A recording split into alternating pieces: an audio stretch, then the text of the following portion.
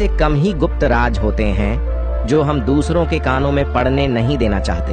अक्सर परिवार में अशांति का कारण हम स्वयं ही होते हैं। हम इस बात को देख पाए या भले ना देख पाए, पर ये असल सत्य है, क्योंकि जाने अनजाने मूर्खतावश हम खुद ही अपनी वो बातें दूसरों को बता देते हैं जो हमें कभी नहीं बतानी चाहिए, और वही बातें जो जाने अनजाने में हमने किसी दूसरे के सामने बता दी थी, वही हमारे दुख का कारण बन जाता है, वही हमारे झगड़े का कारण बन जाता है। और फिर बाद में हमें पछतावा होता है कि मुझे ये बात किसी को बतानी नहीं चाहिए थी, मेरी ही गलती हुई कि मैंने जाने अनजाने में ये बात सभी को बता दी। इसीलिए आज की ये जो बौद्ध कहानी मैं आपको सुनाने वाला हूँ, उसे सुनने के बाद आपको 7 ऐसी बातें पता चलेगी जो आपको कभी किसी को नहीं बतानी।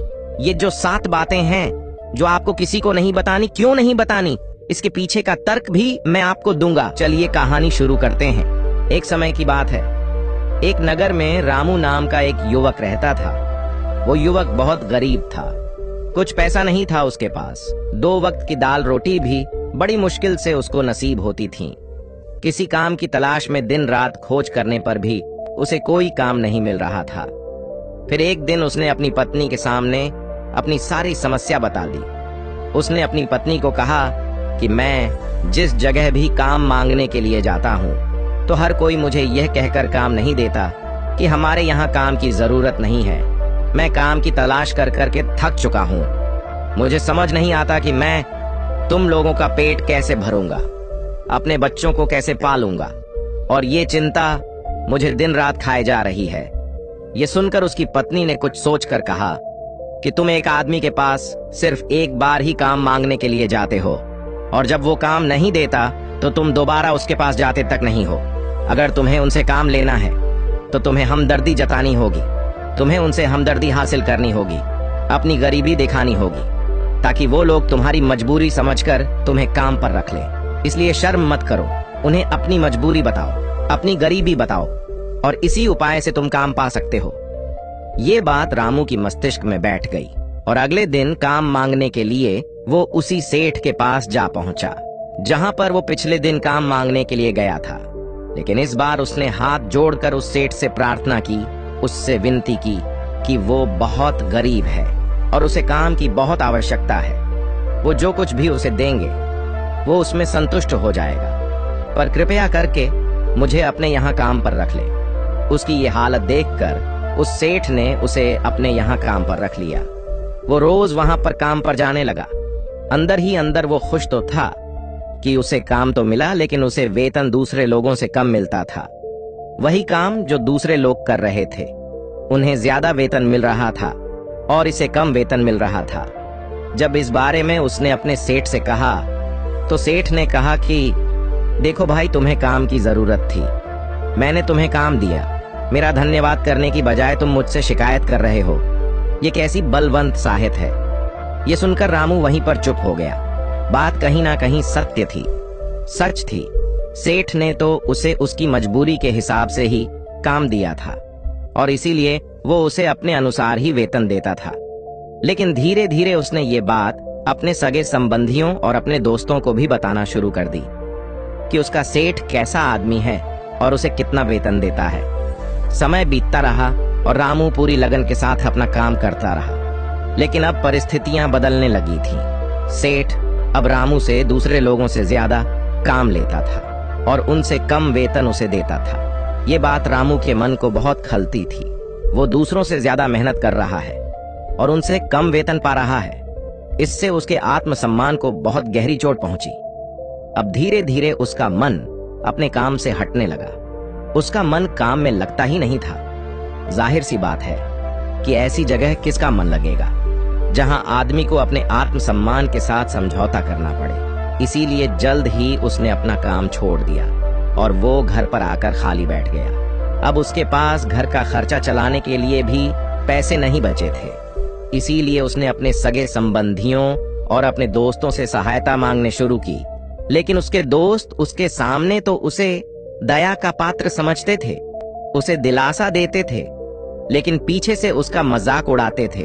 वो कहते कि कितना बेवकूफ है, सेठ ने इतना काम लिया और बेचारे को पैसे भी नहीं दिए। अरे हम इसको पैसे दे दे तो ये कल हमारा भी पैसा नहीं वापस कर पाएगा, इसकी ऐसी हालत है।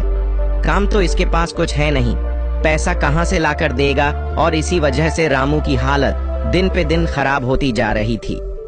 अब वो दिन रात तनाव में रहने लगा था। वही दोस्त, वही सगी संबंधी जो उसके अपने होने का दिखावा करते थे, वो उसे दया का पात्र समझ रहे थे। उन्हें उसके ऊपर तरस आ रहा था। सब लोग आकर उसे ज्ञान तो बहुत देते थे, लेकिन कोई सहायता नहीं करता था। और अक्सर ऐसा ही होता है, ज्ञान देने वाले तो बहुत मिल जाते हैं, लेकिन मदद करने वाले, उंगली पकड़कर, हाथ पकड़कर आगे चलाने वाले कितने लोग मिलते हैं। फिर एक दिन उसे पता चला कि पड़ोस वाली गांव में एक बौद्ध भिक्षु आया हुआ है जो बहुत ही ज्ञानी है। रामू इतना तनाव में था कि उसे कोई रास्ता नजर ही नहीं आ रहा था। इसीलिए जाने अनजाने वो उस बौद्ध भिक्षु के पास पहुंच जाता है। वहां पहुंचकर वो सीधे उनके पैरों में गिरकर रोने लग जाता है। वो रोते रोते उन्हें अपनी सारी परिस्थिति बताता है। उसे बताता है कि किस तरह उसके सेठ ने उसका फायदा उठाया और उसके सगे संबंधी उसके साथ कैसा व्यवहार रखते हैं। सारी बातें सुनकर बौद्ध भिक्षु ने उसे चुप कराते हुए कहा कि भंते, ये सारी समस्याएं तुम्हारी बुद्धिहीनता, तुम्हारी मूर्खता के कारण उत्पन्न हुई है। अगर तुम्हारे अंदर विवेक होता तो इनमें से एक भी समस्या तुम्हारा चित्त को दुखी नहीं कर सकता था। लेकिन तुमने अपने अविवेक के कारण, अपनी मूर्खता के कारण खुद ही अपने रास्ते में कांटे बिछा दिए। परंतु आज मैं तुम्हें 7 ऐसी बातें बताने जा रहा हूं जो भूलकर भी किसी को मत बताना, और इन बातों का अनुसरण करते हुए तुम बाहर से मिलने वाले दुखों को तो दूर कर ही सकते हो जो बेवजह दुनिया की वजह से तुम्हारे अंदर पनपते हैं। पहली बात जो किसी को नहीं बतानी चाहिए वो है अपनी मजबूरी। अपनी मजबूरी का दिखावा करके दूसरों का दया पात्र बनाकर उनकी सहायता लेने की गलती कभी मत करना। हो सकता है कि आज वो तुम्हारी मजबूरी देखकर तुम्हारी सहायता कर दे, लेकिन कल वो तुम्हारा फायदा उठाने से भी नहीं चुकेगा। और अगर फायदा भी नहीं उठाया तो दूसरों के सामने तुम्हारा मजाक बनाने में वो आदमी कभी नहीं झुकेगा। इसीलिए कभी भी अपनी मजबूरी का दिखावा मत करो। अगर घर में 2 रोटी है, सूखी रोटी है, तो वहीं खाकर सो जाओ, लेकिन दूसरों को इसके बारे में भनक तक नहीं लगनी चाहिए। जरा आप खुद सोचो, मजबूरी बताने का क्या प्रयोजन होता है एक इंसान का? या तो वो दूसरों से सहानुभूति हासिल करना चाहता है या उनसे कोई आर्थिक मदद चाहता है। लेकिन अगर दोनों ही परिस्थितियां आप देखें तो दूसरा आदमी आपका फायदा उठाने से नहीं चुकेगा, और अगर वो फायदा नहीं भी उठाएगा तो अपनी नजर में तो वो आपको मूर्ख ही समझेगा, बेवकूफ समझेगा, और दूसरों के सामने आपका मजाक तो जरूर बनाएगा। इसीलिए अपनी मजबूरी के बारे में कभी किसी को मत बताना। दूसरी बात जो किसी को भी नहीं बतानी चाहिए वो है अपनी अतीत की गलतियां और भविष्य की रणनीतियां। जरा सोचो कि अगर हम अपने अतीत की गलतियां किसी दूसरे को बताते हैं तो उसका क्या प्रभाव होगा? वो गलतियां ठीक तो नहीं की जा सकती, जाहिर है, तो उन्हें बताने का क्या प्रयोजन रह जाता है? आप अपने अंधेरे पक्ष को खुद दुनिया के सामने बता रहे हो, खुद अपनी गलतियां दूसरों के सामने बता रहे हो। इससे उस आदमी की नजर में आपका एक चरित्र घटित हो जाएगा और वो भविष्य में हमेशा आपको उसी नजरिए से देखेगा। इसीलिए किसी भी आदमी की नजर में अपना चरित्र गठित मत होने दो, और जरा सोचो कि आप व्यर्थ में ही अपने भविष्य की रणनीतियां दूसरों के सामने बता रहे हो। जो लोग आपके काम का हिस्सा ही नहीं है, उनके सामने अपने भविष्य की रणनीतियां, अपनी डींगे हाँकने का क्या फायदा? वो लोग आपकी सहायता तो नहीं करेंगे, लेकिन आपकी भविष्य की रणनीतियों में बाधा जरूर बन सकते हैं।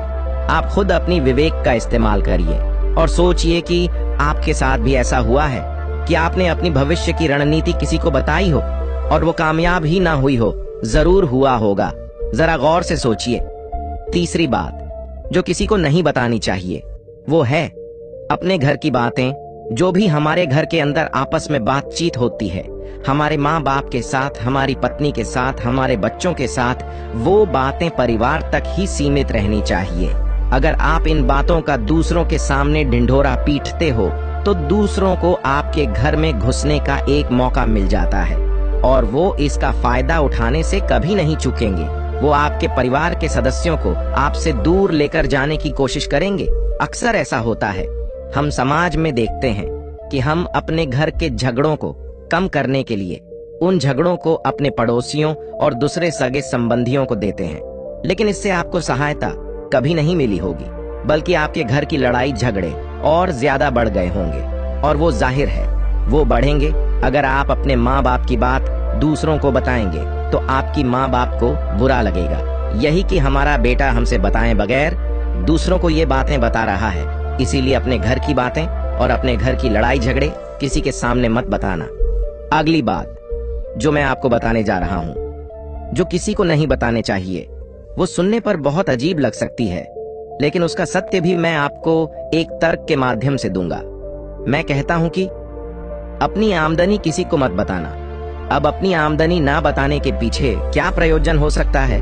जरा सोचिए कि आप अपनी आमदनी अपने दोस्तों को बता देते हैं, तो जब आपके दोस्तों को जरूरत पड़ेगी तो वो सिर्फ आपको ही याद करेंगे, क्योंकि उनको पता है कि अगर आपकी आमदनी ज्यादा अच्छी है तो आप ही उनकी मदद कर सकते हैं, और इसीलिए ज्यादा लोग आपसे सहायता मांगेंगे। और जब आप उनकी सहायता नहीं करेंगे तो वो सोचेंगे कि इस आदमी के पास पैसे हैं, मेरी सहायता कर सकते हैं, लेकिन ये सहायता कर नहीं रहा है, और इसीलिए आपकी आमदनी आप दोनों दोस्तों के बीच एक झगड़े का कारण हो सकती है। कम आमदनी होगी तो लोग मजाक उड़ाएंगे, और ज्यादा होगी तो सहायता मांगेंगे, तो अपनी आमदनी बताने का कोई प्रयोजन नहीं है।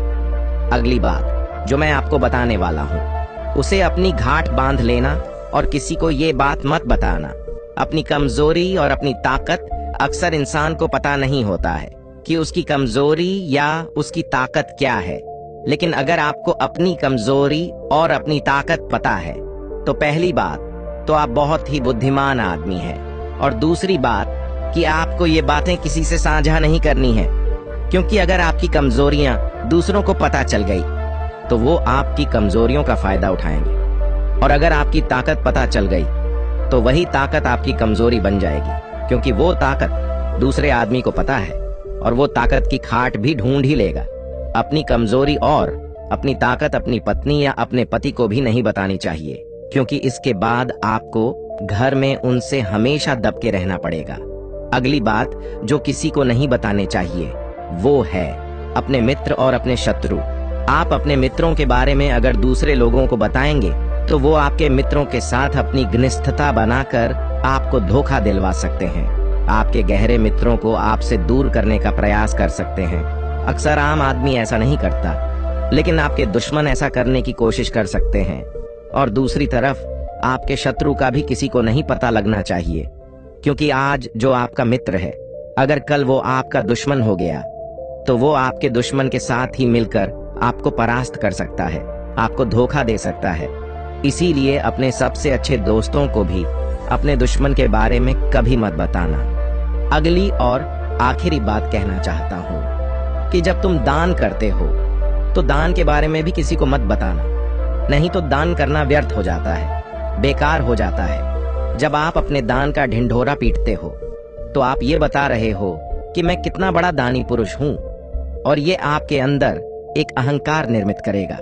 इसीलिए दान गुप्त रूप से किया जाए उतना ही अच्छा होता है, उतना ही फलदायी होता है। जब आपका बायां हाथ दान कर रहा हो तो दाएं हाथ को भी ना पता चले कि बायां हाथ दान कर रहा है। ये 7 बातें जो बौद्ध भिक्षु लाई, इनमें संसार के सभी सिद्धांत छिपे हुए हैं। इन बातों का अनुसरण करते हुए आप अपने घर में सुख शांति बना सकते हैं और घर के झगड़े हमेशा के लिए दूर कर सकते हैं। आप इन बातों के बारे में अपने विवेक से भी सोचेंगे तो आपको ये बातें सच मालूम पड़ेंगे। और हमारा कहानी सुनाने का मकसद यही है कि आपका विवेक जागृत हो, आप खुद उन बातों के बारे में सोचें जो हम आपको बता रहे हैं।